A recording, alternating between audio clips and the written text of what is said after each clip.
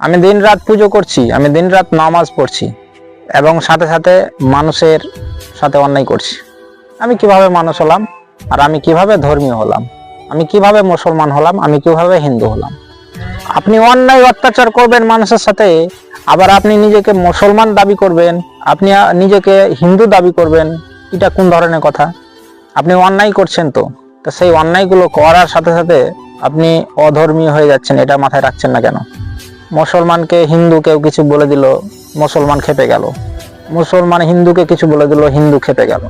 মানে একে অপরের প্রতি অ্যাটাক করতেই আছে প্রতিনিয়ত ভাবে বর্তমান সময়ে। আপনি যদি হিন্দু হয়ে থাকেন, আপনি হিন্দু শাস্ত্র খুলে দেখুন, আপনার ধর্মীয় গ্রন্থগুলি দেখুন, যে ধর্মীয় গ্রন্থগুলিতে অন্যান্য ধর্মের মানুষগুলোকে আপনাকে সম্মান করতে বলেছে না আপনাকে অসম্মান করতে বলেছে। আপনি আগে জানুন, আপনার ধর্মটাকে আপনি জানছেন না, আর আপনি নিজেকে ধর্মীয় ভাবছেন কেন? এবার মুসলমানদের জন্য বলি, যাদের ভিতরে ধর্মের কোনো কিছু নেই, তারা আবার ধর্মের জ্ঞান দিয়ে বাড়ায়। আমাদের মুসলমানকে এটা বলে দিল, আপনার এটা বলে দিল, ওটা বলে দিল। আমাদের মুসলমানকে কেউ কিছু বলে দিল, এটা চিন্তা ভাবনা বাদ দিয়ে নিজে কাউকে অ্যাটাক করছে না, নিজে কারোর উপরে অন্যায় করছে না, এই জিনিসটা মাথায় রাখুন। কেউ যদি সামনে থেকে আমাকে যদি গাল দেয়, আমাকে গাল দিতে হবে এটা তো না।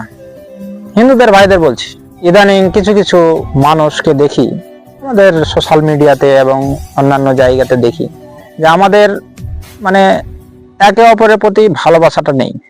একটা ধর্মের মানুষ আর একটা ধর্মের মানুষের সাথে সেরকম আন্তরিকতা নেই। এই জিনিসটা সঠিক না। আমাদের সমাজের জন্য, আমাদের দেশের জন্য, আমাদের এই মাটির জন্য, এই ভূমির জন্য সঠিক না।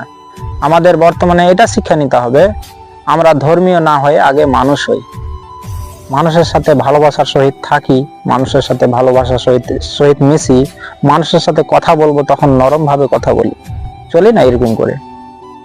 যদি এরকম করে মানুষের সাথে আমরা একে অপরের সাথে যদি চলাফেরা করি, দেখবেন সমাজ সুন্দর হয়ে গেছে, দেখবেন দেশ সুন্দর হয়ে গেছে, আর কোনো ভেদাভেদ থাকবে না।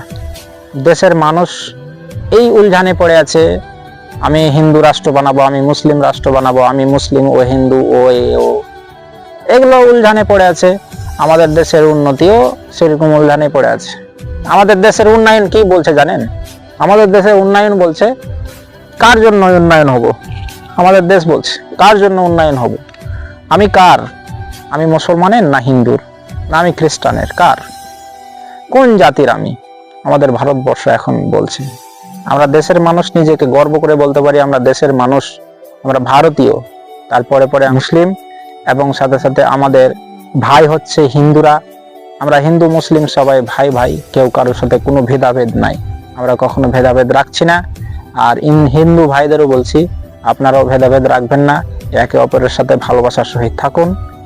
আর এই ভিডিওটিকে আপনি যদি হিন্দু হয়ে থাকেন তবুও শেয়ার করবেন, আপনি যদি মুসলিম হয়ে থাকেন তবুও শেয়ার করবেন, আপনি যদি খ্রিস্টান হয়ে থাকেন তবুও শেয়ার করবেন। শেয়ার করে এই জিনিসটা বুঝিয়ে দিন যে অ্যাটলিস্ট আমরা কোনো ভেদাভেদ রাখছি না।